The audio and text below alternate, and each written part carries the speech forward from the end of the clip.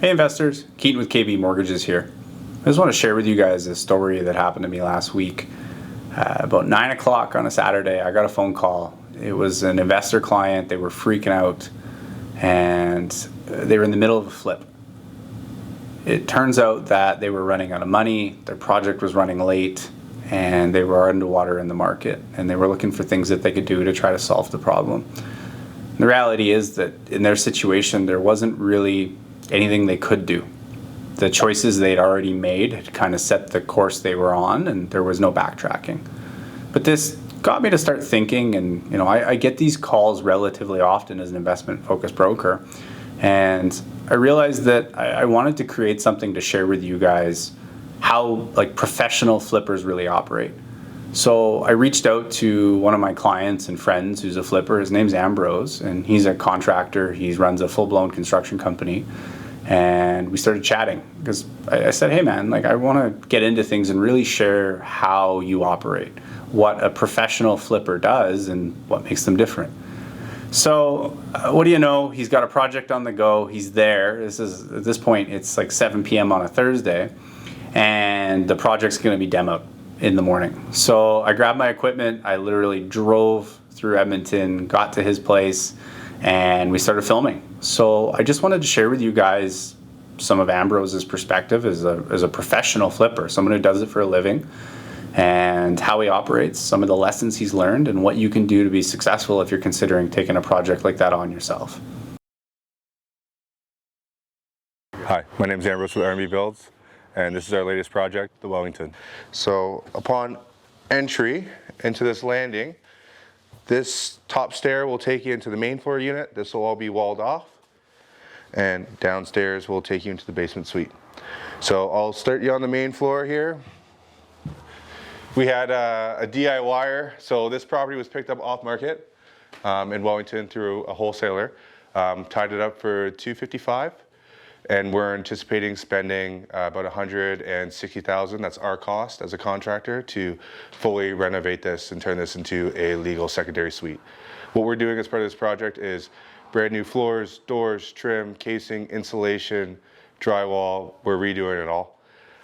So one thing that I like to consider when I walk into a space is how to use what's already here, as well as bring it to a modern design finish. So instead of reorienting this kitchen, we're going to keep it in the same location, upgrade the cabinets, new backsplash, new fixtures.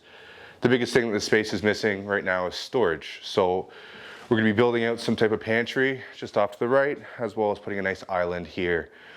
Using those exterior doors that take you out into a god-awful deck.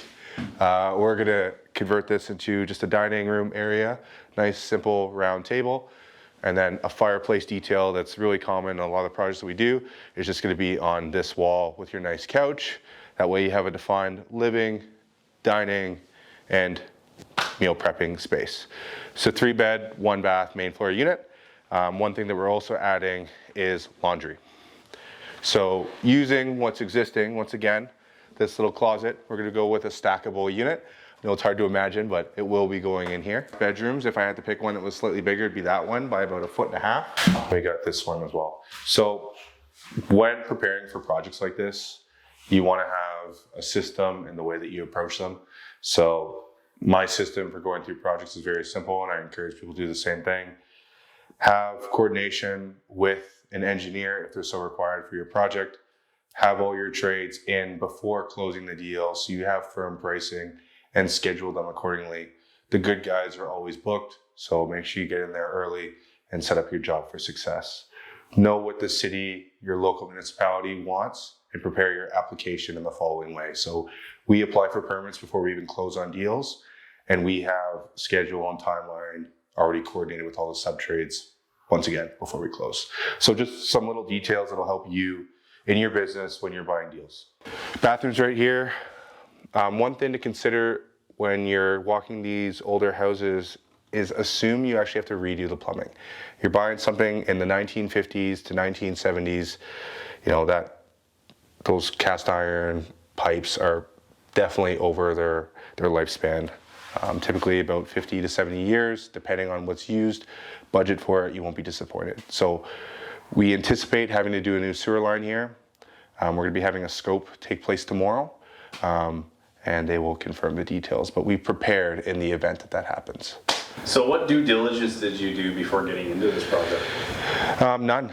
Confirmed that it was in the area that I like. I like this corridor in Edmonton, the north of 137, kind of as far as Wellington, all the way over to, I like Glengarry. No further than Glengarry, that's kind of where I stop.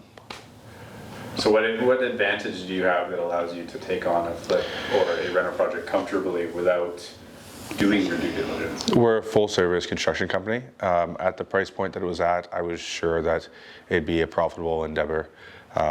So for this one, I'm using private financing as well, Calvert Homes as a mortgage, because it's one of the few products in my circumstance that I could close as quickly as 48 hours.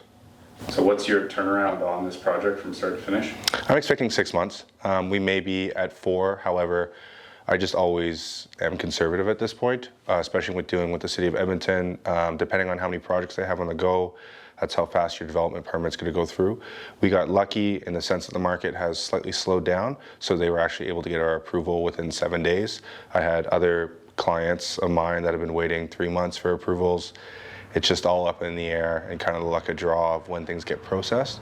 So when I'm telling other clients or talking with lenders, 6 months typically to do a legal suite conversion. What are the biggest potential delays that you face in a project like this? When you get into the inspection portion of the job and you're relying on subcontractors, there is a bunch of slight variances that often come up. It's up to the subcontractor, example, electrician, plumber, HVAC, to recognize that and quickly remediate it.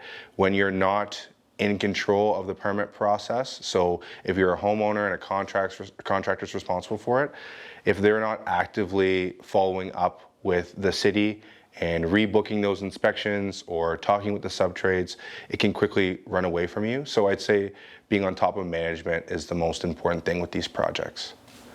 How many projects like this do you have under your belt now? On my belt right now, we have 42. I say we because we're a team at this point. We have a lot of other guys that are part of R&B Builds, not just me, but we've done 42 projects. Currently on the go, we have 14, so we're very comfortable doing this scope of work. What's next? Getting into small infills, and then hopefully development is the long-term vision for R&B Builds and myself. In what ways can an investor work with you? Well, they can work with me as a joint venture partner. That's an opportunity. They could be someone that buys a turnkey product. So if you have a vision on what you want an asset within your portfolio to be, reach out to us. We can build out what that looks like and give you full renderings and do all this work so you can just get the turnkey product and the returns. And what do you do that makes you different from other contractors? We actually do what we say we're going to do, which is a big component on why we've been successful very quickly in the market. If we can't take on a job, we just will honestly tell you we can't. Other than that, I could give you a list of contractors that I would recommend in the city. There's lots of great professionals that do care, and just like any other, you just got to find the ones that you want to work with. And when you face a problem, how do you deal with it or overcome it? Just be honest about it. If you made a mistake, say I made a mistake. If you can rectify that issue right away, you do it. Basically, whenever something comes up, you deal with it right away, and they don't tend to stack up. While I don't think we should go out and do flips without due diligence, it's, to me, really interesting how an experienced flipper focuses on very different things than a newer flipper focuses on. As an example, Ambrose goes into a flip without having seen the property. He goes in without running any due diligence because he knows his numbers, he knows his area, and he knows the market. And that allows him to not really worry about some of the little things. He knows that the deal fundamentally works. He has the experience on the construction side to know that he's budgeting for overruns. He's covering his bases, and he's got all the major contingencies dealt with. So it's very interesting to see how an experienced flipper will go in and not worry about the details that many newer investors will obsess about. So just some food for thought. Thought I'd share this interview I did with Ambrose earlier with you guys and see what you think of it. Leave a comment, give me a message, and I'll keep making these Ambrose and I are going to connect on a weekly basis and follow this project through. So if there's any specific questions you have or anything you want to see covered, let us know and we'll make some video content on it. Cheers, guys.